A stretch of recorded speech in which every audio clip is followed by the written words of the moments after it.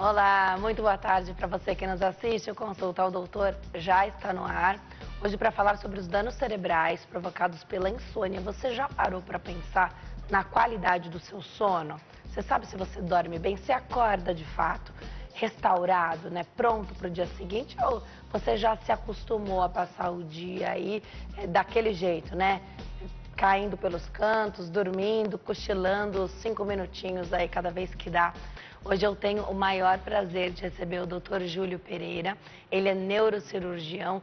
Sempre que vem aqui ao Consulta, nós aprendemos juntos sobre os temas e é sempre incrível. Doutor, adoro te receber aqui. Obrigada por ter vindo. Obrigado. Vou falar um pouquinho do sono normal.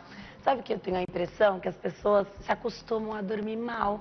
E aí você pergunta, elas dizem, durmo bem, sim. E os médicos de todas as especialidades hoje vêm perguntando bastante sobre o sono, né? O sono está sempre em pauta ali na anamnese, mas eu tenho a impressão de que algumas pessoas se acostumam a dormir mal. Será que é só uma impressão minha? É verdade, Denise. Assim, uma das coisas mais importantes da gente perceber é entender o funcionamento normal do nosso corpo, né? Eu assisto seu programa, então às vezes traz o cardiologista, ele fala como é normal. A gente já falou até só sobre o cérebro normal, só que o sono é uma coisa que a gente fala muito pouco, né?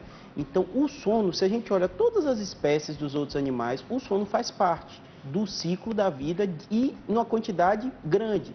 Se a gente imaginar o ser humano durante 24 horas dorme 8 horas, é o recomendado, 1/3 das nossas vidas a gente vai estar dormindo, né? Mas por que a gente dorme? Isso pouca gente entende. Se as pessoas começam a entender o porquê a gente dorme, eles vão dar a real importância ao sono, né? Porque dá a impressão, a gente dorme porque está cansado. Não, o sono tem um papel importante, né? Então, qual é o papel do sono? Só para vocês compararem, né? A gente, ser humano, a gente falou 1/3, né? Alguns animais que caçam, que precisam de muita energia, eles dormem até metade do dia, como leão, tigre, né? Que vai no zoológico, às vezes vê sempre eles ali deitados, mas que eles dormem muito. Por quê? O sono tem um fator, para o ser humano, restaurador, muito importante. Tanto do cérebro, como do músculo, e ele tem um papel muito importante para a gente reter o nosso aprendizado e recuperar o cérebro de todas as funções que a gente ocorreu no dia a dia. Então, entendendo que o sono tem esse papel, a gente consegue aprofundar um pouquinho mais. Porque dentro do sono, quando a gente dorme, a gente consegue dividir, isso os neurofisiologistas, o pessoal que se especializa em sono, entender que existem várias fases do sono. E essa fase do sono, elas vão se repetindo algumas vezes durante a mesma noite que a gente está dormindo. Então, quando você corta o sono, ou tem o sono curto, ou tem o sono acorda, dorme, quando você está de plantão, né, a gente que é médico, alguma coisa, esse sono ele não é tão restaurador. A gente divide basicamente, a gente chama de sono REM e não REM. É um nome estranho porque vem em inglês, mas é do movimento rápido dos olhos, o termo REM, que basicamente é o sono mais profundo. Quando você desconecta completamente, você tem um sonho e você tem esse movimento rápido dos olhos. E ele é um curto período, nessas 8 horas que a gente está dormindo, mas ele é um dos períodos mais importantes para a capacidade de concentração, para a capacidade de retenção de memória. E uma das coisas mais importantes é se você perceber, ou a gente se perceber, quando a gente não dorme, a gente tem uma capacidade de concentração de informação pequena, a gente tem uma capacidade de pegar uma memória que a gente teve no dia anterior e utilizar novamente.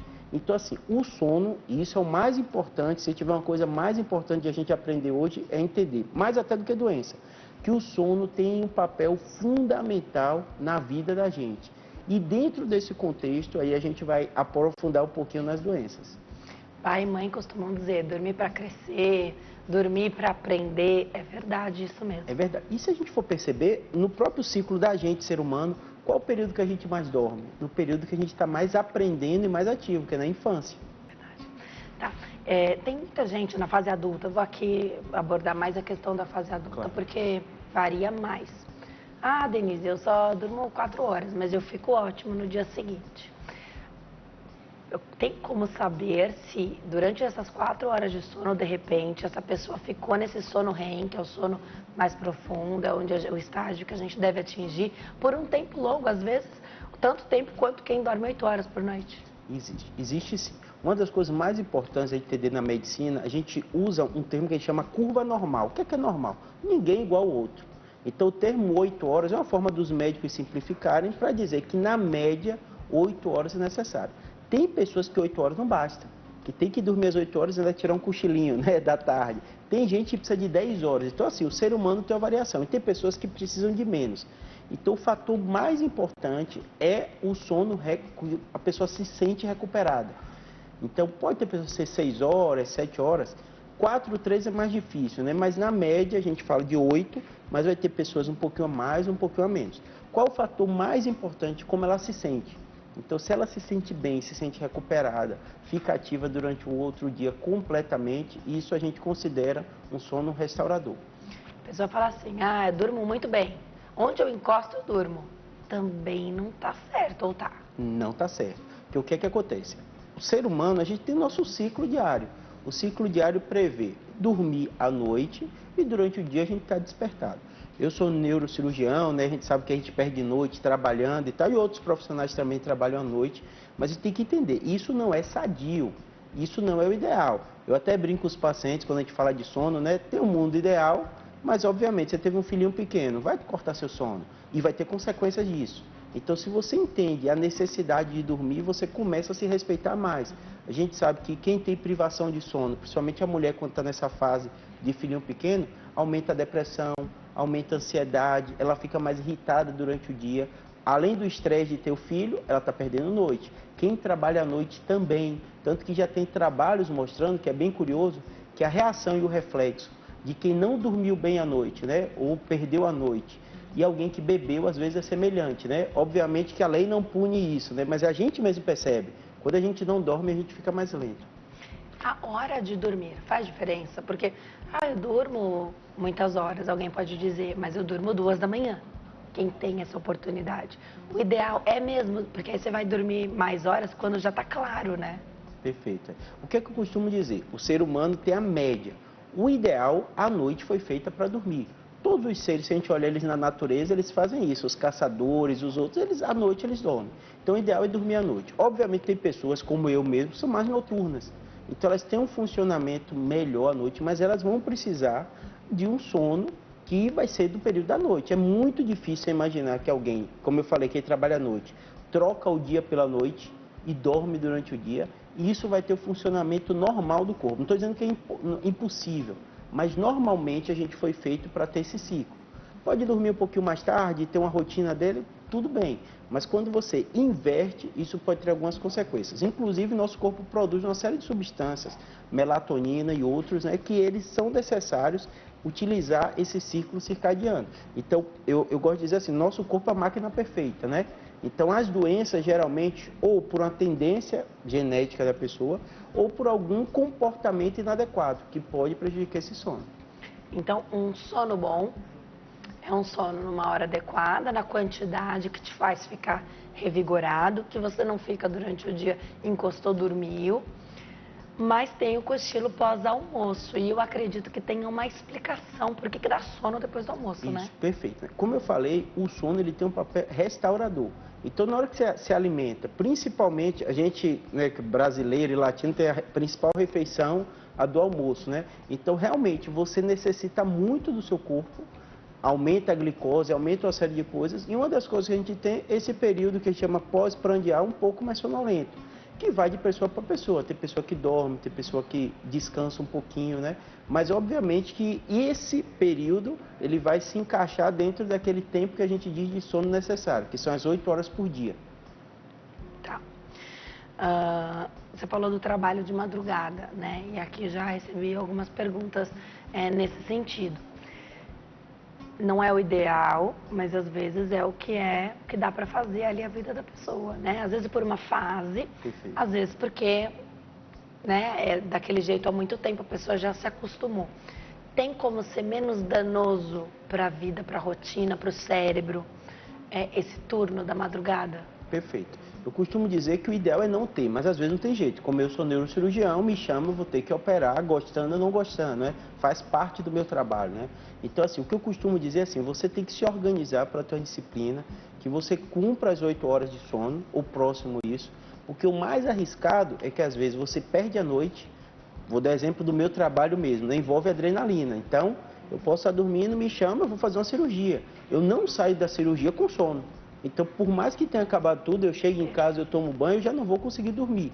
Então, eu tenho que fazer uma organização para que no outro dia eu tenha um descanso um horário de descanso para que eu possa me recuperar. Então, o costume, eu gosto de dar o meu exemplo para você entender e você se colocar no seu trabalho. Senão, você não vai cumprir suas atividades de forma adequada, com a atenção necessária no outro dia. Então, eu costumo dizer, né, que principalmente profissional liberal, né, hoje em dia tem muito com Uber, né, muita gente trabalha em profissões que dependem entregas, né, que depende única e exclusivamente da decisão dele, do tempo que vai trabalhar, né, ainda mais com essa reforma, né, trabalhista. Então, as pessoas estão sentindo agora responsável pela carga de trabalho que elas vão definir.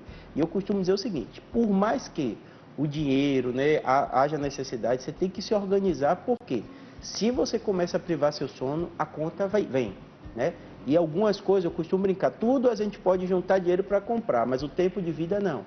Então, assim, se você faz um longo período de privação do sono, tem trabalhos colocando até quadros demenciais associados à privação crônica do sono.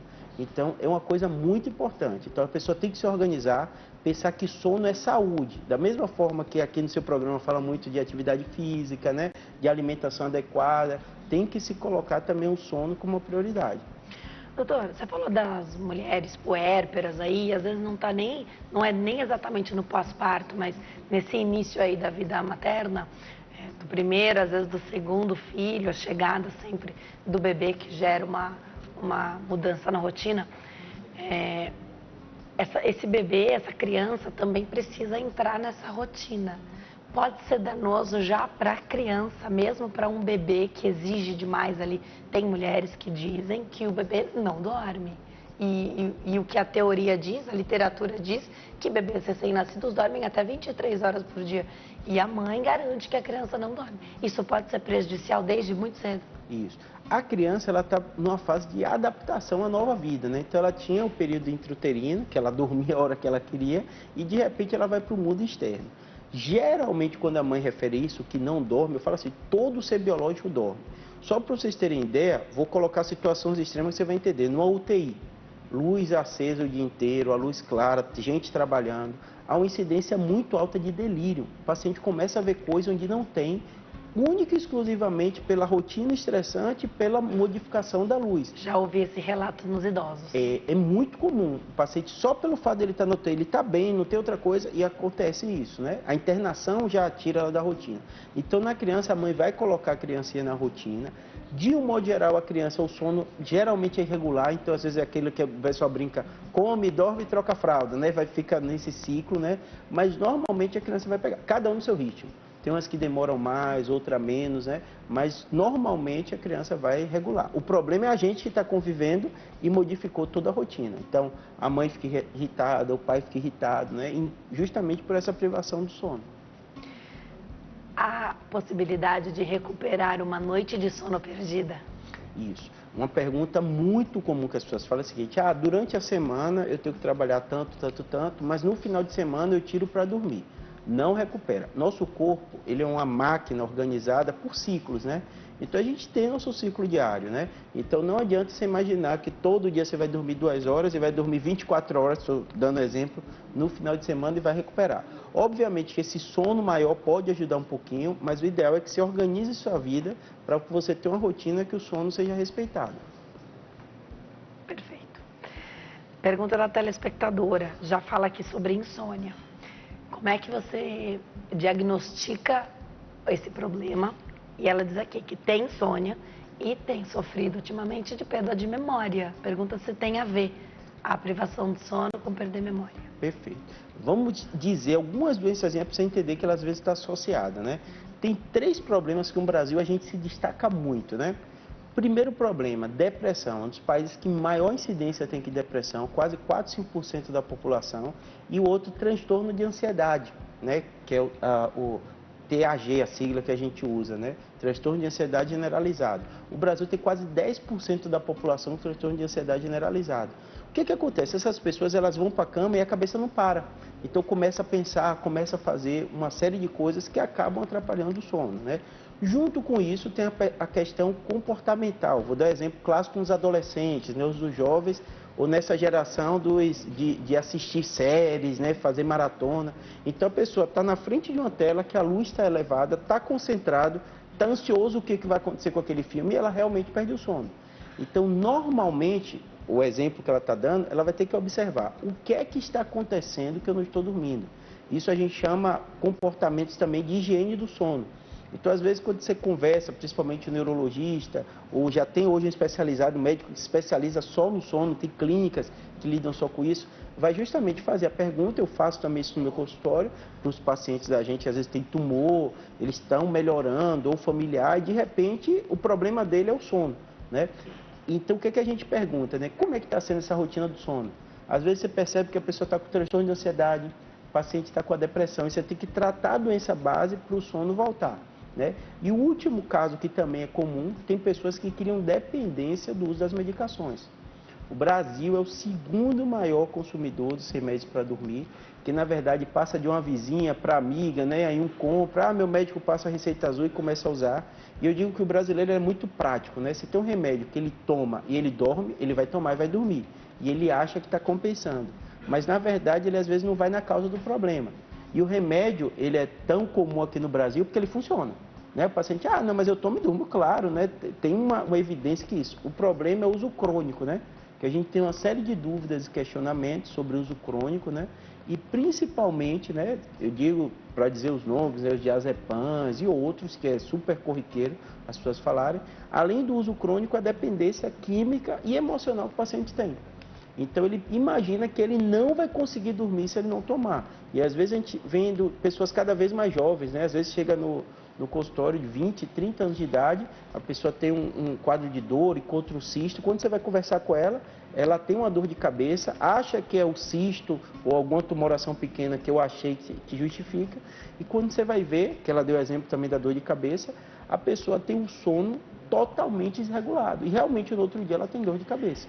Você falou da dor de cabeça, essa dor de cabeça que acompanha a pessoa durante o dia todo. Ela fala, não pode ser por causa do sono, porque senão teria passado logo no primeiro período, aí pela manhã. Pode estar relacionado à falta de sono? Pode sim. Quando a gente estuda a dor de cabeça, né, as enxaquecas, tem sempre os gatilhos. Os principais gatilhos, além da ansiedade, da alimentação, inclui a privação do sono. Então, às vezes, o paciente identifica claramente, na noite que eu não durmo, vem a dor de cabeça. Eu, por exemplo, né, como eu falei, eu sou neurocirurgião e tal, se eu não tiver o meu sono bem reguladinho, eu tenho raramente enxaqueca, mas ela ataca. Então, para mim, é muito sono. Então, realmente é de pessoa para pessoa, mas ela tem que observar que o sono é um dos principais fatores. Trata diferente quem tem insônia, mas, por exemplo, não exerce uma atividade que exija atenção, por exemplo, não é um motorista, não é um médico, um neurocirurgião, alguém que além de estar acordado, precisa prestar uma atenção ali, que você está com a vida de alguém nas mãos ou dentro do seu carro, né? Não é brincadeira, não é simplesmente, depois eu tenho que viver o outro dia inteiro. Não, é trabalhar com atenção, né? Trata diferente esses grupos. Isso, sem dúvida, assim. Tem pessoas que elas informam que está comprometendo claramente o trabalho dele, envolvendo riscos, né? Você deu exemplo, é muito comum também com caminhoneiros, né? Eles usam até de substâncias para evitar o sono, mas isso tudo tira atenção.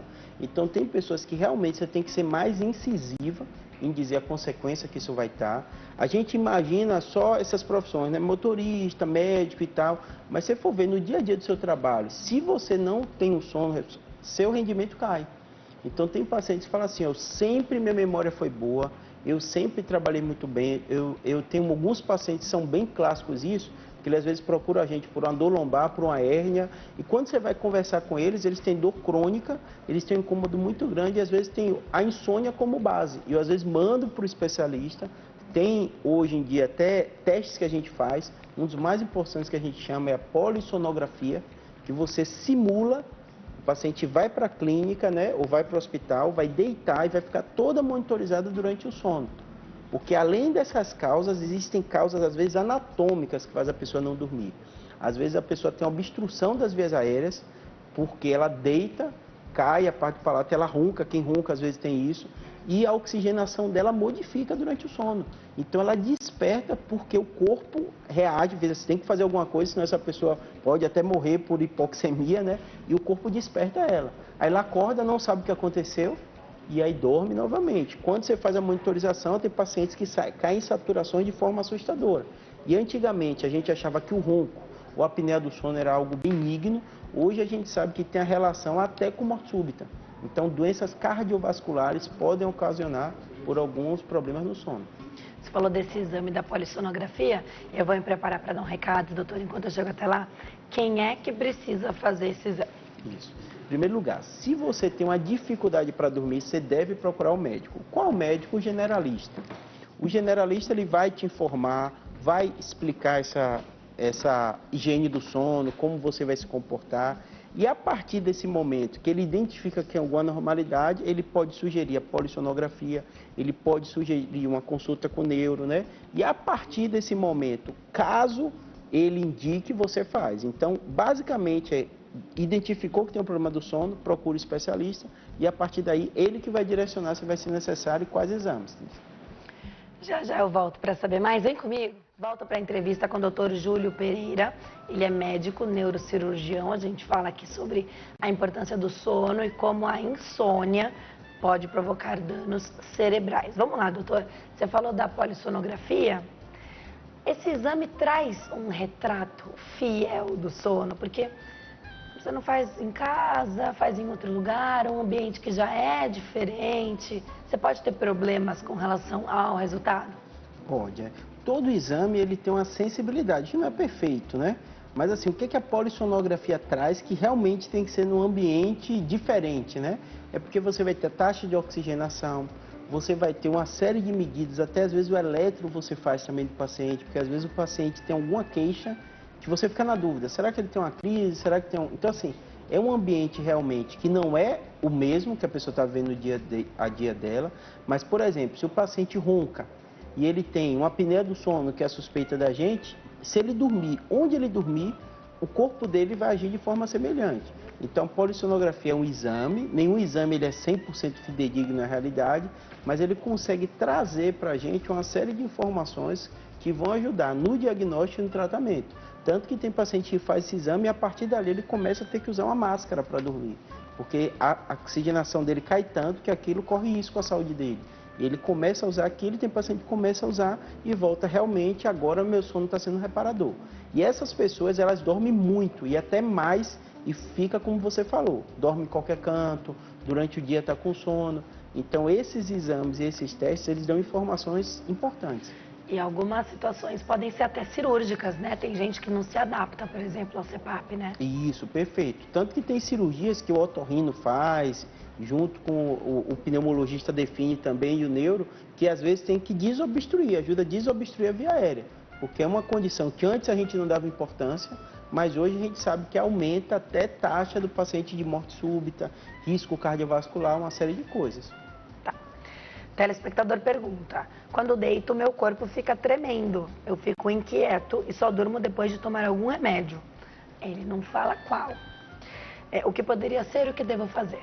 Isso. O mais importante é você deitar e não dormir, alguma coisa está acontecendo.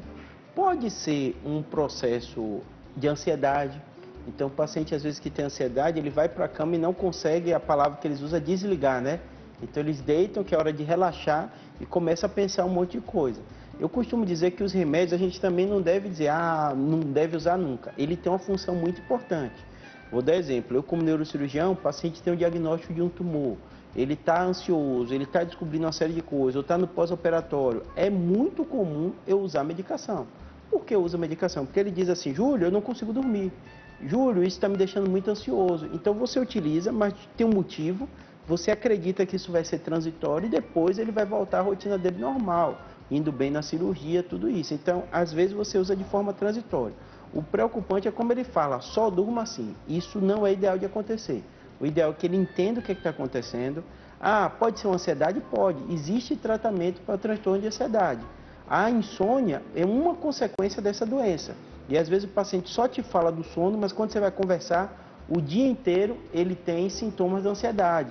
Ele fica muito preocupado, ele tem mal-estar, ele tem taquicardia, as coisas não vão bem, ele briga muito, ele fica nervoso. E quando você vai ver, ele tem um transtorno de ansiedade que tem um tratamento específico e associado a isso, ou como consequência, a insônia. E às vezes o médico tem que dar uma medicação para insônia em determinado momento e dar um remédio para o transtorno de ansiedade. Quando esse começa a melhorar, às vezes o remédio da insônia pode se tirar. Essa sensação de inquietação, alguns também falam aqui, sensação de pernas cansadas, isso tudo pode estar relacionado, então, a essa dificuldade e deixar a pessoa com mais dificuldade ainda de dormir? Tem sim. Existem doenças que a gente chama síndrome das pernas inquietas, que a pessoa começa a movimentar a perna de forma sem controle. Alguns até brincam, né? Como se eu tivesse que fazer isso para ninar, para eu dormir, né? E até a avó tem explicação para isso, mas na verdade, às vezes o paciente tem que tomar um remédio que dá essa relaxada na perna e ele consegue dormir. A maioria das pessoas não, às vezes é mania mesmo que ele tem, mas tem paciente que isso gera um transtorno importante. E aí ele fica mexendo a perna e às vezes é casado, não deixa o outro dormir por causa disso, né? Mas assim, são situações específicas. A maioria das vezes o paciente deita, ele relaxa e vai dormir. Quem é muito ansioso às vezes fica virando em cima da cama, mas, como eu falei, às vezes tem outras doenças de base que estão atrapalhando o sono. Você falou dos remédios. Eu não consigo entender como que um remédio controlado consegue ser adquirido facilmente. Você falou das receitas, né? Mas para você ter a receita, você tem que ter um médico para te dar essa receita. Você passa essa informação, né? O vizinho tomou, achou bom, o primo, a amiga. É uma irresponsabilidade, né? Porque você não sabe a dose, você não sabe que danos colaterais aquele remédio pode trazer. Podia ter indicação, por exemplo, num caso seu de paciente com diagnóstico e muito ansioso, mas para outro não, poderia ser, de repente, um medicamento muito mais fraco, numa dosagem muito menor. É complicado, né? É complicado. Eu costumo dizer o seguinte, na maioria das vezes o ideal é que você tenha o seu médico, o médico da família, que você conhece, que você trata e que ele te conheça e você faça o tratamento, né? Tem pacientes que às vezes chegam para mim por causa de um tumor, de alguma doença e ele queixa isso da insônia. Ou no final da consulta fala assim, doutor, tem como você fazer um remédio para mim? Porque eu sempre tomo aquilo. Aí eu às vezes puxo o assunto, eu falo o seguinte, para mim é muito mais fácil eu pegar um papelzinho, te dar a receita e fazer, porque você já toma ele. Mas você quer entender as consequências disso, quer entender por que isso está acontecendo, ele assusta, né? Porque eu até costumo falar, né? A medicina ultra especializada de um monte de gente, às vezes o paciente não tem um médico que conheça ele. E aí eu até costumo brincar com o paciente que às vezes vai para a segunda opinião do consultório, eu costumo brincar da seguinte forma, às vezes o paciente procura o médico até alguém fazer o que ele quer que seja feito.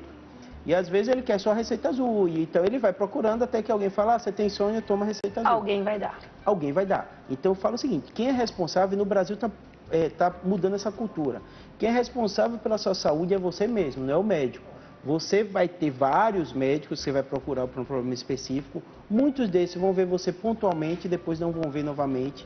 Então, se você entende que a insônia é um problema de saúde, você consegue tratar. Se você acha que vai tomar o remédio o resto de sua vida e isso não vai trazer consequências, você vai procurar alguém, ou a vizinha, ou amigo, ou ficar indo em consultório até um médico dar receita, mas você tem que entender que isso traz consequências. Então, o ideal é que você entenda o motivo que está dando esse transtorno do sono, entenda, como a gente falou no início do programa, o que é o sono, então o sono tem uma função, né? E além disso, se você faz tudo isso com o seu próprio corpo, é muito melhor do que você tomar medicação. E eu costumo falar da mesma forma com o paciente, eu falo assim, não é à toa que a gente chama drogaria onde você pega, aquilo são drogas. As drogas as pessoas compram porque funcionam. Então, às vezes a gente fica a impressão de dizer assim, não pode tomar tal remédio que não vai funcionar. Funciona. Às vezes seu corpo acostuma, você aumenta a dose e funciona também. Mas você tem que fazer, da mesma forma que a gente fala de atividade física, de alimentação, imaginar qual a consequência disso no longo prazo. Então, às vezes, quando eu tenho um paciente que eu operei um tumor, ele ficou com insônia, eu dei uma medicação e aí você vem para a fase de retirada. A primeira coisa que o paciente fala assim, doutor, tá tão bom assim, para que vai mexer? Né? Porque ele tem a impressão que eu dei um remédio, o remédio funcionou e alguns até falam, eu nunca dormi tão bem, né? Mas eu falo outro lado da moeda, eu falo, você tem tal idade, a população hoje está vivendo cada vez mais, então está passando dos 90 anos de idade, eu até brinco, eu falo assim, possivelmente você vai precisar outras vezes na sua vida tomar esse remédio, né? E às vezes na fase mais avançada da vida tem um pouquinho um problema do sono, muda um pouquinho esse ritmo, mas o ideal é que quanto menos tempo você tomar, melhor. Então, se a pessoa se conscientiza, entende o que você está falando, entende a importância do sono, entende que as drogas, elas são boas para o tratamento, mas que elas, geralmente, usadas por um período adequado, é muito melhor, aí a pessoa se conscientiza. Quer saber o perigo desses remédios? Porque às vezes você pega um voo, você vê a pessoa ali apagada, você fala, meu Deus, um lugar super desconfortável, espaço pequeno, aquela movimentação, a barulheira que é, e a pessoa não acorda. Você até olha e fala, meu Deus, será que tá vivo, né? Tá viva essa pessoa. Pode trazer danos mesmo. Então, você pode ter morte súbita por conta de remédio sendo utilizado de maneira inadequada? Pode sim. Você tem que perceber o seguinte, a gente falou, os remédios, eles são fantásticos, né? Revolucionaram.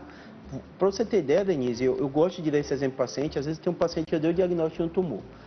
Às vezes jovem, o mundo dele caiu. Então, realmente, ele fica ansioso. Eu até brinco, eu falo, se fosse comigo, que sou neurocirurgião, ia acontecer a mesma coisa. Você fica preocupado, cirurgia vai ter consequência, vou ter sequela. Então, assim, nesse momento é mágico, é impressionante. Às vezes o paciente fala, Júlio, não sei o que aconteceu, eu estava ansioso pelo tumor, não estava dormindo, comecei a tomar esse remédio, é como se tudo ficasse mais claro. Por quê?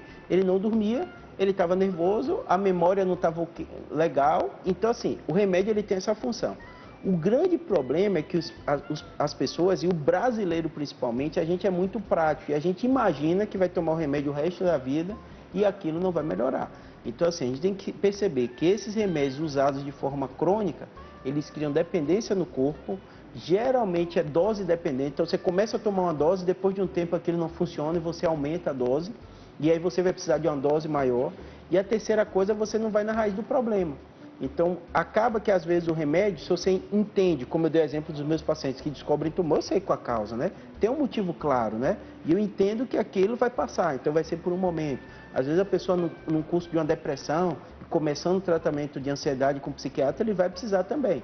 Mas, utilizando isso como, eu digo para o paciente que é como se fosse uma muleta, né? Então, ele está recuperando de uma coisa, num determinado momento ele vai precisar, mas depois ele vai largar. Na hora de largar, nunca é fácil.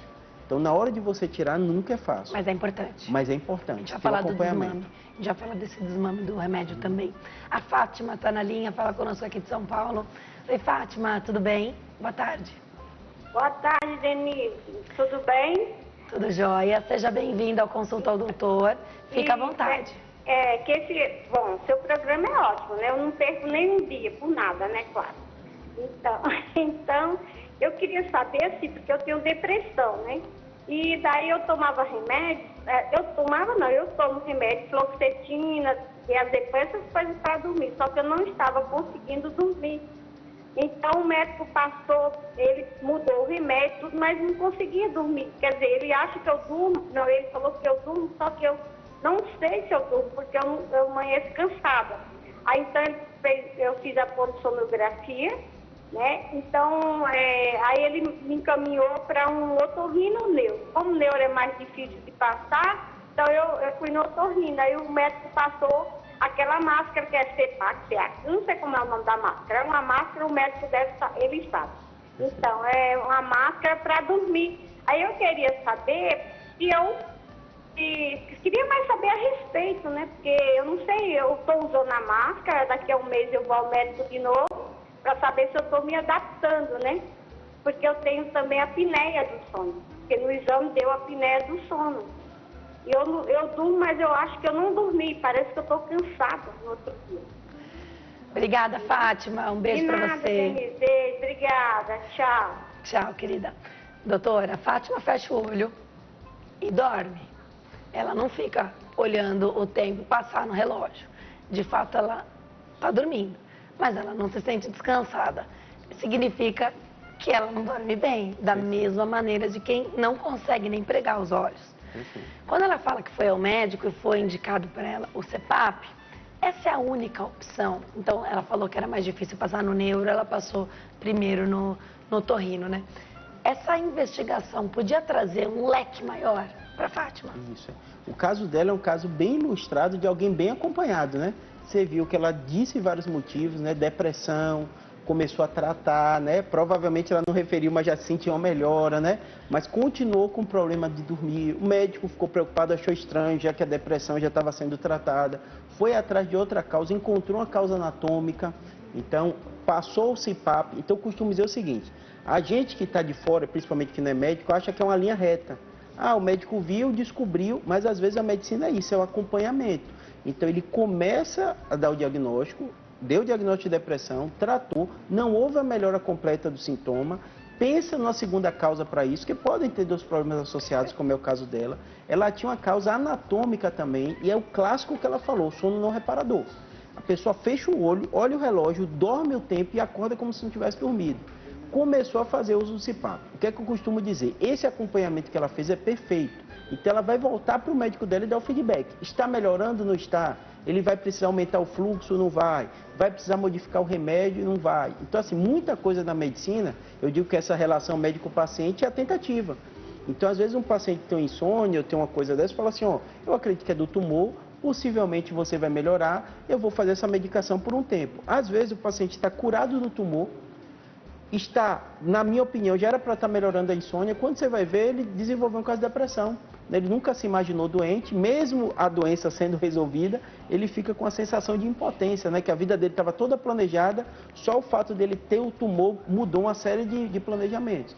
Então, assim, o caso dela, eu acho que é basicamente ela voltar para o otorrino, conversar com ele direitinho, ver como está essa melhora e ele pode fazer outros testes com ela. Pode ser que ela resolva lá aquele primeiro problema também, né? Com certeza. Dormindo melhor. Dormindo melhor, a depressão. Acha o melhor caminho. Perfeito. Legal. A telespectadora perguntou do desmame do remédio. E a gente ia falar exatamente sobre isso. Perfeito. Importante porque não basta, e isso é um relato que eu recebi certa vez. Perfeito. Não basta ter o remédio daquela noite para a pessoa dormir. Se está acabando o da semana, se a cartelinha está acabando, ou se você começou a última cartelinha, a pessoa fica tão ansiosa. Será que ela vai ter a próxima? Será que ela vai encontrar aquele mesmo remédio na farmácia? Às vezes fica em falta em algumas farmácias.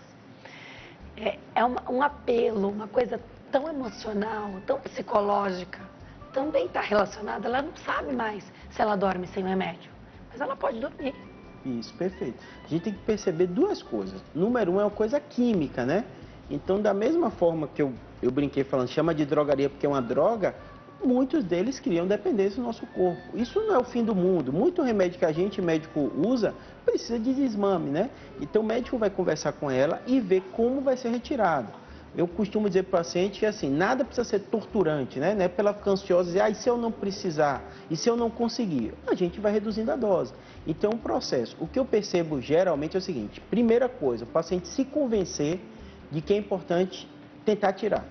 Número 2, entender que é um processo. Então, o médico não vai dizer, tire e não te dou mais receita. Ele vai conversar. Tanto que eu tenho pacientes que, às vezes, foram desmamados também. Eu dou a receita e fica seguro em casa um pouquinho, porque às vezes você vai ter um momento de ansiedade, tudo isso. Você deu exemplo de viagem, né, que eu nem respondi antes, mas às vezes tem pessoas que num momento pontual precisa. Às vezes tem pessoas, como eu falei, né, que eu estou acompanhando, está com história de tumor, estou tratando familiar, de repente chegam os outros familiares com transtorno de ansiedade, né, e aí eu encaminho, né. Então, assim, é importante você entender isso. Se você foca que seu objetivo é tirar, se controlar, ótimo. Se reduzir a dose, ótimo. Se ficar sem, é o ideal. Então, assim, não existe caminho perfeito. O ideal é você ter esse médico, geralmente o generalista inicialmente, no caso dela, né, que perguntou anteriormente, o psiquiatra, e ele vai fazendo esse manejo. Mas não é nada para você se torturar, não é um remédio que você tomar já era, você vai morrer com isso. Não. Tudo com calma, mas você entender que o ideal é ficar sem. Doses menores. Então, o médico, por exemplo, disse que podia tomar um comprimido. Tem perfis de paciente, né? Tem perfil paciente que adora remédio, tem outros que preferem tomar menos. E até reduzem sem orientação. Esse de dormir, tudo bem? Ah, tomei meio, tomei 1/4 do remédio. Isso. Eu, geralmente, para os pacientes que eu estou acompanhando, que eu passei, eu dou uma série de variações que eles podem fazer. Então, assim, geralmente o paciente fica ansioso, que é aquela grande frase, o médico não quis me dar receita, né? Eu até brinco, eu falo, não é que não quis dar, você vai sair, mas o ideal é ficar sem. E aí você conversa com o paciente para ele fazer intercalado. Ah, você está tomando quanto? Está tomando meio? Está dormindo direitinho? Sim. Vamos tentar, o dia que você estiver mais tranquilo, não toma. E geralmente o que eu percebo desse jeito, o paciente fica tranquilo, porque ele tem lá a muleta caso ele precise, e ele começa a desmamar, e às vezes ele fala, fui fazendo isso, já tem semanas que eu não estou tomando, e eu estou dormindo bem. Ou às vezes ele fala, fiquei 1 mês sem tomar, mas de repente aconteceu um fator no trabalho, um estresse maior, e à noite eu não estava conseguindo dormir. Aí eu tomei só aquele, dormi e pronto, fiquei 1 mês sem tomar. Então assim, o ideal é ele ter esse, eu costumo dizer que assim, aqui no Brasil não é tão comum, mas está sendo, né, muitas das drogas ser manejadas também pelo paciente. O médico explica como pode ser usado, caso seja necessário, e aí o paciente, assim como na dor é comum, né, você está com dor, você toma, você não está, você não toma, a mesma coisa pode ser feita. Ana Maria, de Sorocaba, conta, na verdade, que sofre de ansiedade há 4 meses. Aí eu entendi que ela teve um diagnóstico aqui. Perfeito. Não consegue dormir direito, o que fazer? Isso. Primeiro, se teve o diagnóstico, conversar com o médico que deu o diagnóstico. Alguns pacientes perguntam, Júlio, foi o clínico geral, foi o médico da família. A doença é tão comum que quase todo médico tem um certo cuidado e acompanha com isso. Então, assim, por exemplo, sou neurocirurgião, não é todo paciente que eu vou mandar para o psiquiatra. Então, muitos pacientes meus, se eles têm tumor, eu consigo dar o diagnóstico inicial, ou tem depressão, eu faço o tratamento inicial e ele fica muito bem. Outros vão precisar do acompanhamento. Então, ela vai conversar com o médico que está acompanhando ela, que vai ver qual medicação vai ser necessária, ela entender que não é o fim do mundo, 10% das pessoas têm transtorno de ansiedade, 4 a 5% dos brasileiros têm depressão, então o mais importante é perder o preconceito. Então, assim, se a gente não tiver preconceito, já vai ajudar porque a gente vai falar sobre a doença. E a pessoa entender que se ela tem o preconceito de procurar o psiquiatra, preconceito de falar com a família sobre a doença, ela vai sofrer. E só para você ter ideia, como os números são assustadores, né? Já é a segunda e as principais causas de morte no jovem o suicídio. Se a gente fala profissional médico, é um dos líderes da profissão que maior incidência de suicídio. Tem os dados agora do CREMESP colocando.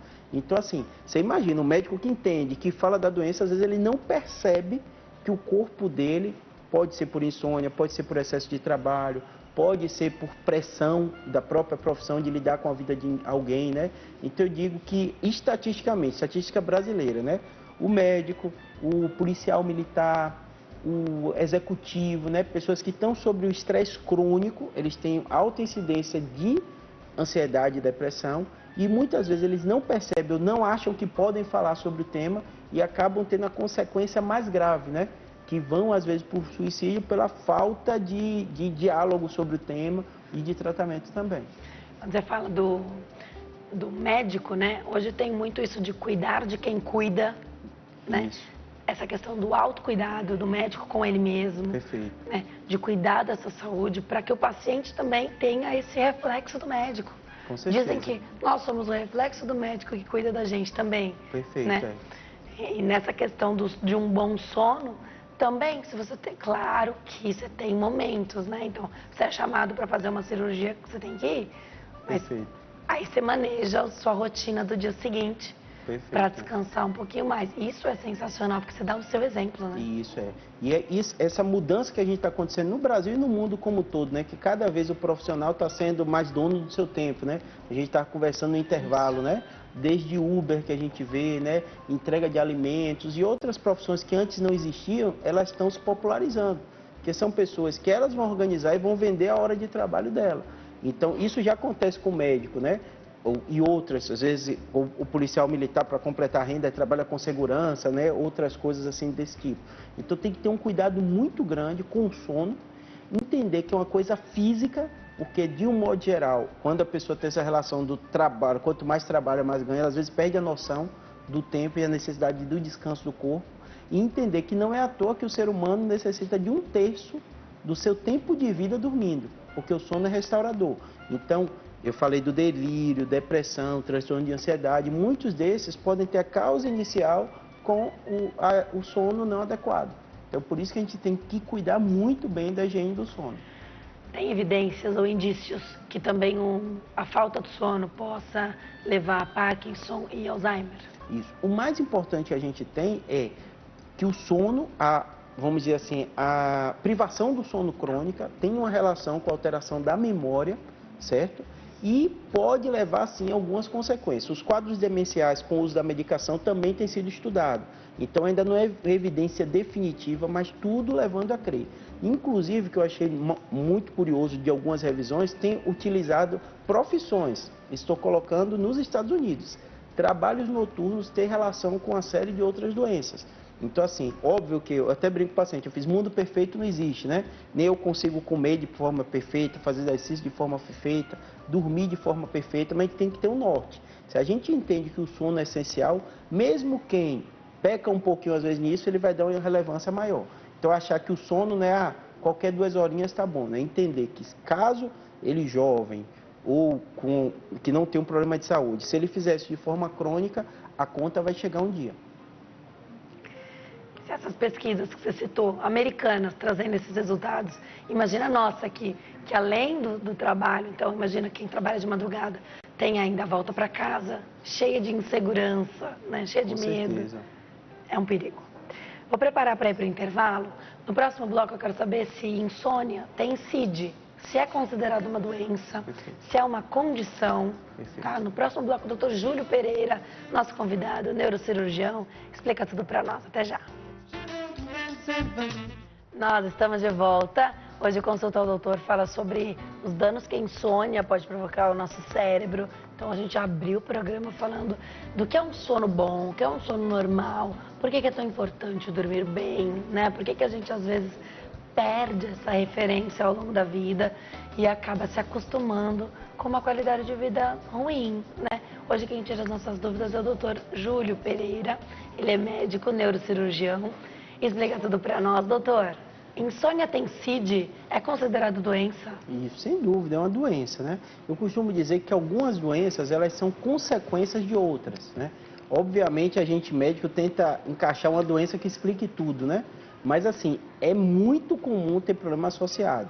Como eu te falei, eu sou neurocirurgião, então, costumeiramente, eu estou na consulta do paciente com a dor lombar, com hernia de disco, ou que tem um cisto aracnoide, ou tem um tumor. Quando você começa a conversa e começa a examinar e começa a ouvir a história, às vezes o problema mais importante dela é a insônia. Então ele começa a conversar com você e às vezes ele acredita que aquela dor crônica está levando à insônia, algumas vezes que ele está com dor o tempo inteiro, então ele deita, não tem posição, a coluna está ruim, ou às vezes tem uma dor de cabeça que pode ser por um cisto, uma dor de cabeça primária, que faz também ele perder o sono. Mas, às vezes, a insônia é o grande problema dele. Então, às vezes, chega um paciente, às vezes, para mim, que acredita que tem uma determinada coisa, e eu, às vezes, mando pro pneumo, mando pro otorrino, falar assim, não, opa, mais provável você ter uma apneia do sono, essa apneia do sono está tirando seu sono e veio todas as outras consequências. Essa ressonância que você fez é um achado, essa hernia de disco não precisa operar, você tem que primeiro tratar a causa mais importante, que às vezes é a insônia. Então, eu costumo dizer que a gente divide a medicina em especialidade porque a gente não consegue saber tudo. Mas, às vezes, o corpo aponta uma coisa, a pessoa escolhe o especialista achando que é ele que vai resolver e, às vezes, quando a gente conversa, a gente dá outro diagnóstico. Você falou do médico da família, do generalista. E, às vezes, esses médicos acabam ficando tão negligenciados, né? Tão à margem aí, por não serem especialistas. Mas, na verdade, eles podem nos acompanhar, mesmo quando você está acompanhando com o especialista. Com certeza, né? E principalmente a gente que é especialista, eu sou neurocirurgião, eu vejo doenças raras, né? E muito específicas. E às vezes na primeira consulta é difícil você entender o que está se passando, né? Porque você não conhece a pessoa. Às vezes com costume, com a prática, você vê, né? Quem é mais ansioso, quem não está falando muito e não quer contar alguma coisa, né? Às vezes a pessoa fala, ah, não, isso não é com ele, não. Às vezes o próprio familiar corta, né? Ah, eu também não durmo bem. Aí ele corta e fala assim, ah, não é com ele não, ele é para ver a coluna. E às vezes aquela informação que alguém cortou, que a pessoa não falou, é a mais relevante. Então, assim, realmente, o médico generalista e o médico da família que te acompanha, isso é tão curioso, Denise, que saiu um artigo grande numa revista bem famosa da medicina, mostrando que quem tem o seu médico generalista vive mais. Né? Então, às vezes, procedimentos desnecessários, por ele conhecer o paciente, ele liga, conversa e evita um procedimento. Né? Às vezes, um tratamento equivocado. Eu costumo dizer, a gente é ser humano, né? A gente é médico, então, às vezes, você foca numa doença, quando você pega o médico generalista que conhece e fala, opa, Júlio, segura um pouquinho, porque ele tem outras causas. Ah, não, essa hérnia dele já tinha muito tempo, né? Ele está mais ansioso por outras coisas. Vamos segurar um pouquinho para ver se a gente consegue controlar ele. Tem uma pauta que a gente fez aqui já, que eu tenho muito carinho, que é sobre o cérebro, como ele funciona, o que é normal, né? As regiões, tudo é nobre dentro do cérebro, né? Você falou que uma das áreas que podem ser afetadas por conta da insônia é a área da memória. Queria que você mostrasse onde que fica essa área. Né? Eu costumo dizer que o cérebro da gente, né, é um dos órgãos e dos sistemas mais complexos que a gente tem conhecimento. Então, quando a gente fala aqui, são bilhões de neurônios conectados. Antigamente, a gente queria apontar uma área específica. Hoje, a gente sabe que é tudo conectado. O mais comum aqui é nessa região temporal, a amígdala, toda essa região da parte temporal é a sede da memória. O hipocampo, que está dentro dessa região temporal.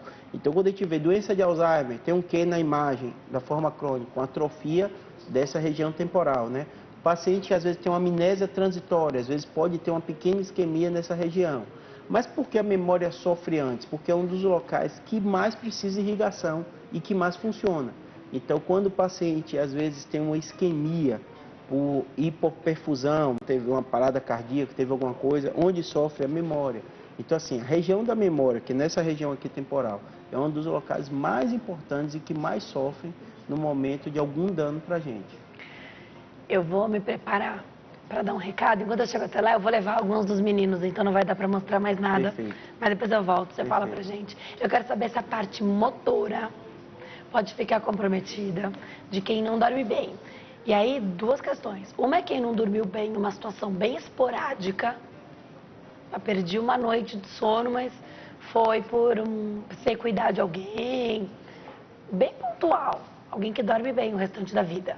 Só nessa vez aí que não dormiu tão bem. Ou não conseguiu dormir nada, nem pregar os olhos. E se a parte motora pode ficar prejudicada quando você tem isso crônico, né? Então, realmente, uma insônia. Explica pra gente, por favor. Mais importante que o ser humano é a adaptação, né? Então, obviamente, na nossa vida, a gente vai ter fases, né? Eu dei exemplo de um bebê, dei exemplo do meu trabalho também, que às vezes perde noite. Mas o mais importante que a gente tem que cuidar é a nossa rotina.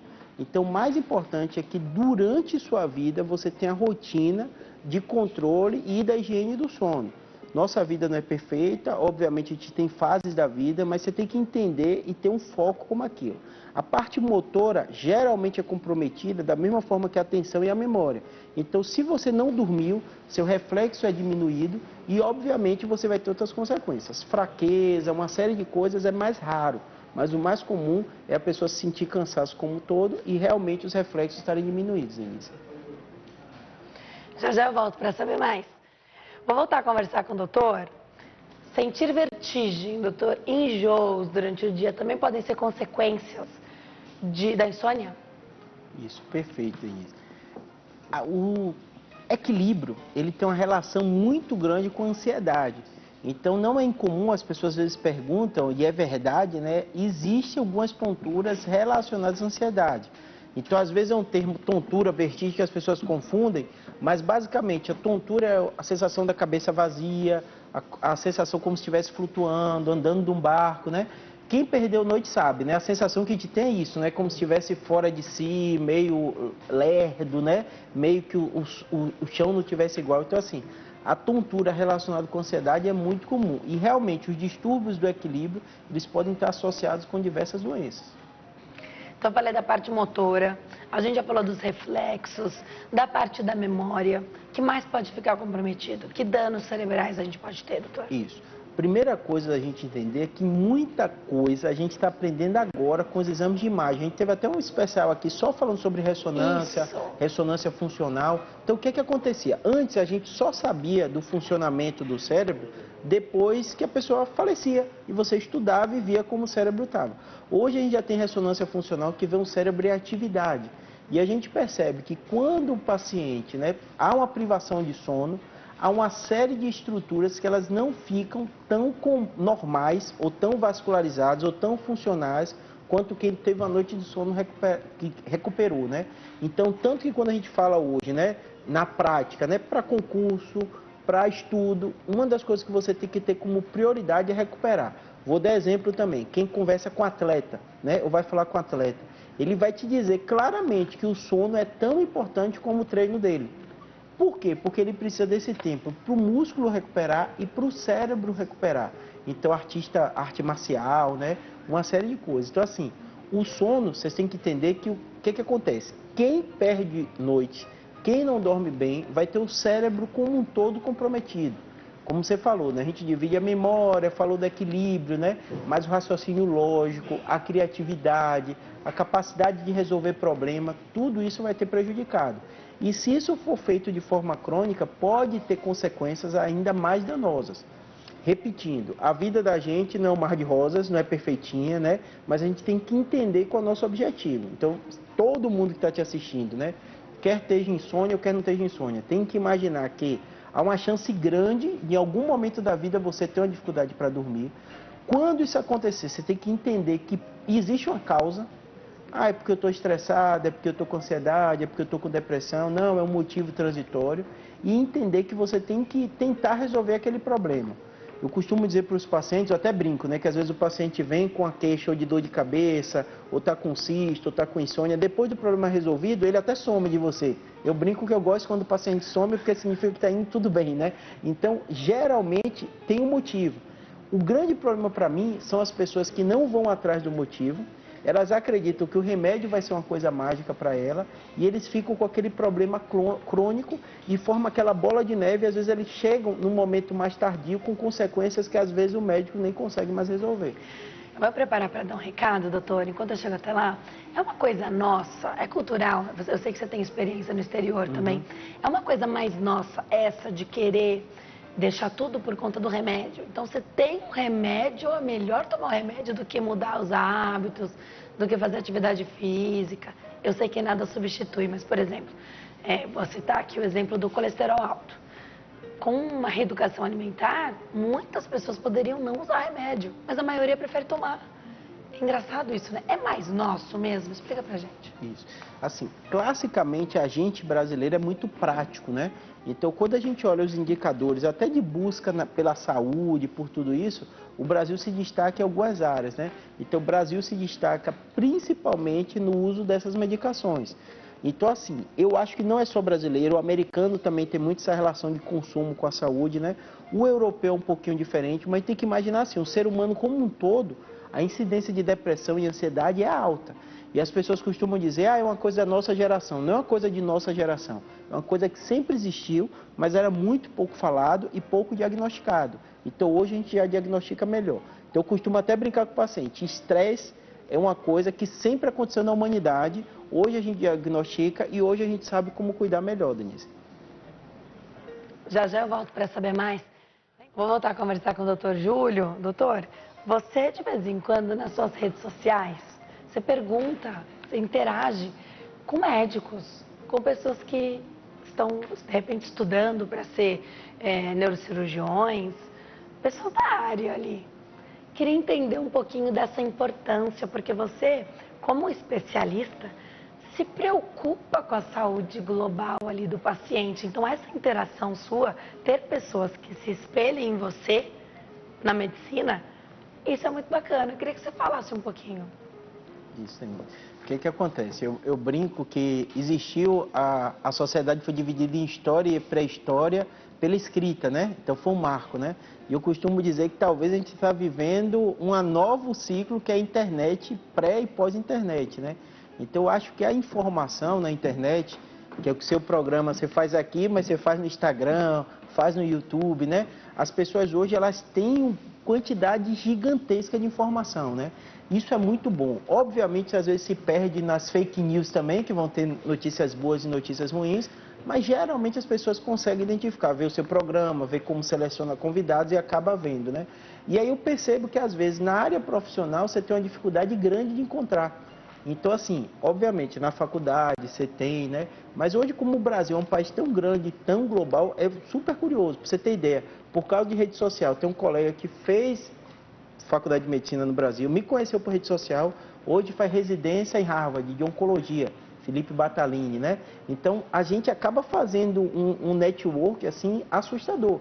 E a gente falou até de saúde mental, né? E até o conselho, várias coisas estão discutindo isso muito, de saúde mental do médico e outras especialidades. A polícia militar, eu acho que aqui também está fazendo um debate muito grande. porque é justamente isso, o ser humano é um ser social, né? Então a gente precisa dessa interação, né?